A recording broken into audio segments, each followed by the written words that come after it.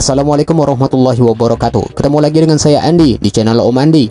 Apa kabar sahabat Om Andi semua? Semoga sehat selalu, rezeki lancar, dan tetap semangat. Dan jangan lupa senantiasa bersyukur kepada Allah Subhanahu wa Ta'ala atas nikmat-nikmatnya yang diberikan kepada kita semua. Buat kalian yang baru saja menemukan channel ini dan baru saja bergabung di sini, jangan lupa like, comment, share, and subscribe karena semua itu gak bayar alias gratis. Di channel ini menyajikan berbagai macam menu, antara lain video tutorial, video seputar gadget, video lucu, video unik, video edukasi, video informatif, dan lain-lain. Silahkan cari video yang Anda inginkan di playlist. Dimohon untuk tidak mencari menu nasi padang, karena tidak akan ditemukan di channel ini. Terima kasih.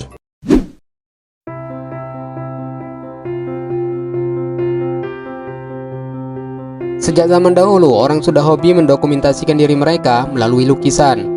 Zaman sekarang, kamu bisa mendokumentasikan wajah kamu dengan berbagai filter dan aplikasi editing, supaya wajah kelihatan kinclong. Nah, kalau dulu mungkin si subjek lukisan titip pesan ke abang pelukis, supaya lukisan wajahnya dibuat agak lebih dari aslinya. Kemudian sekitar tahun 1930-an, mulai muncul kamera klasik Polaroid atau kamera instan yang ngehits di zamannya, terutama di tahun 70-an. Cara penggunaannya pun juga mudah, tinggal jepret terus lembaran foto langsung keluar dari kameranya. Setelah itu teknologi kamera makin berkembang dan muncullah disposable kamera, yaitu kamera yang memakai prinsip orang kaya, karena setelah sekali pakai langsung dibuang. Informasi ini serius, kalian bisa searching di Google. Nah, kamera-kamera tersebut nggak punya screen untuk melihat hasil foto. Fotonya juga nggak bisa dihapus atau diulang, apalagi diedit. It makes go or be selfie.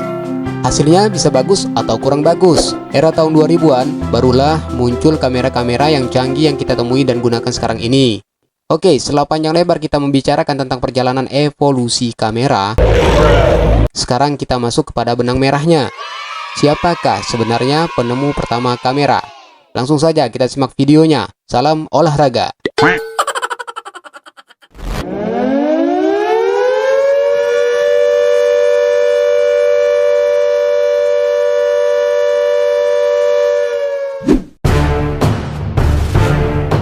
Sahabat Om Andi, saat kalian memfoto orang atau objek tertentu dengan menggunakan kamera, apakah kalian sadar jika kamera tersebut penemu pertama kalinya adalah ilmuwan muslim?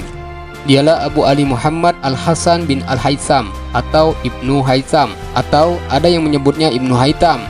Beliau seorang tokoh muslim istimewa yang lahir di Basra, Irak pada tahun 965 Masehi. Oleh orang barat, dia lebih dikenal dengan nama Al-Hazen. Banyak orang mengira jika teknologi kamera itu ditemukan oleh sains barat seperti Robert Bacon dan Joseph Kepler. Kalau yang ini namanya Keeper.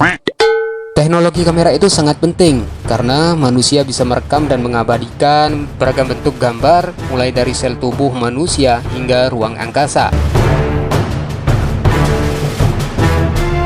Sangat luar biasa ilmuwan muslim ini sudah menguasai bidang itu sebelum para ilmuwan barat dapat melakukannya. Ibnu Haytham adalah seorang yang rajin dan bekerja keras, hingga akhirnya beliau menguasai banyak bidang ilmu, di antaranya ilmu fisika, matematika, astronomi, kedokteran, dan kimia, sampai dengan filsafat dan puisi. Nah, kepandaian apa yang paling dikuasai Ibnu Haytham? Tentu bidang optik dan fisika.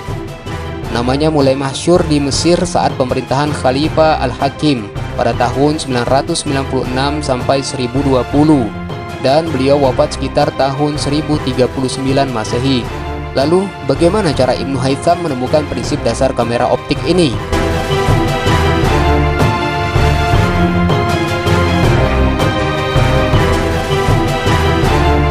Penemuan ini berawal dari beliau bersama muridnya yang bernama Kamaluddin. Mereka berhasil meneliti dan merekam fenomena kamera obscura saat mempelajari gerhana matahari.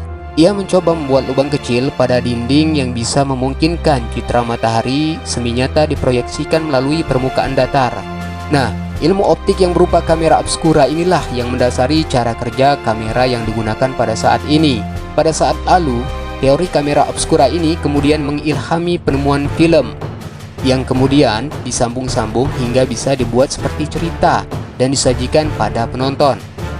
Ibnu Haysam adalah orang yang istimewa. Beliau sangat rajin menuliskan temuannya dalam sebuah kitab.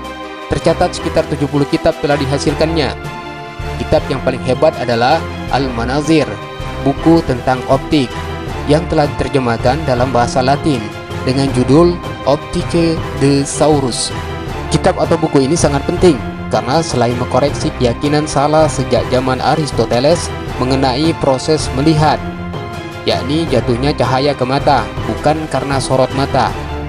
Kitab ini juga menjelaskan cara membuat teropong dan kamera sederhana atau kamera obscura. Akhirnya temuan Ibnu Haysam ini disempurnakan oleh Joseph Nicephore Niepce tahun 1827 di Prancis, yang menciptakan kamera permanen dan terus-menerus disempurnakan hingga menjadi kamera yang canggih seperti sekarang ini. Atas jasa beliau, akhirnya Ibnu Haysam dinobatkan sebagai bapak optik modern. Dan bukan hanya itu, ia juga bisa menetapkan arah kiblat di lain daerah, dan kemampuan ini sangat membantu menentukan arah sholat.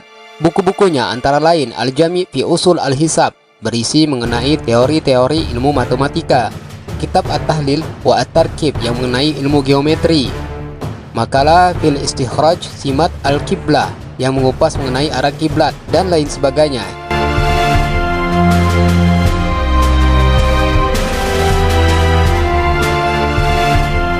Seluruh sumbangan pemikiran dari Ibnu Haysam ini sangat berguna bagi ilmu pengetahuan manusia. Untuk itu, belajarlah dengan tekun dan rajin agar bisa lebih meneladani beliau hingga akhirnya menjadi muslim yang hebat, insyaallah. Wallahu a'lam bishawab.